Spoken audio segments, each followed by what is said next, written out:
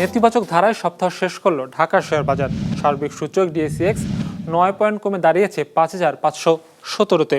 হাত বদল হয়েছে মোট 676 কোটি টাকা শেয়ারের মালিকানা। লেনদেনে অংশ নেওয়া প্রতিষ্ঠানগুলোর মধ্যে দর বেড়েছে 122টির, কমেছে 215টির, আর অপরিবর্তিত রয়েছে 57টির দর। এবার বাজার নিয়ে বিশ্লেষণ শুনবো অ্যালায়েন্স ক্যাপিটাল অ্যাসেট ম্যানেজমেন্টের।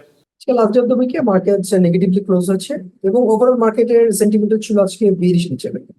এই সপ্তাহের ওপেনিং ইন্ডেক্স ছিল 5,661 এবং তা প্রায় 144 পয়েন্টস কমে এখন দাঁড়িয়েছে 5,517 পয়েন্টস।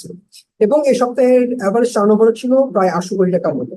অর্থাৎ মার্কেটে ইনভেস্টররা যথেষ্ট পার্টিসিপেট করেছে সপ্তাহে, কিন্তু আমরা পুরো সপ্তাহ জুড়ে মার্কেটের একটি বড় কারেকশন আমরা দেখতে পেয়েছি।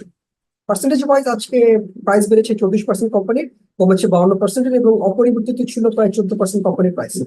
এবং ফাইনালি সেক্টরাল পারফরমেন্সের দিক থেকে আজকে সবচেয়ে বেশি টার্নওভার ছিল pharmaceutical sector, followed by food and allied sector এবং টেক্সটাইল সেক্টর।